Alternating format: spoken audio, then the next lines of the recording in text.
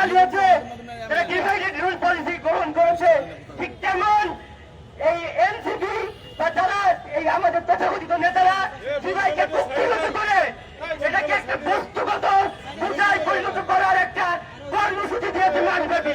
আমরা এই কর্মসূচি প্রত্যাখ্যান করছি এবং আমরা জুলাই জনতা আমাদের হিসাব অনুযায়ী আমাদের কর্মসূচি দিব। জুলাই সনদ শহীদদের স্বীকৃতি আমাদের স্বীকৃতির আগ পর্যন্ত আমরা রাজপথ ছাড়বো না। আমরা জুলাইয়ের দাবি জুলাই সেভেন বাংলাদেশ করার আগ পর্যন্ত আমাদের রাজপথ ছাড়বো না।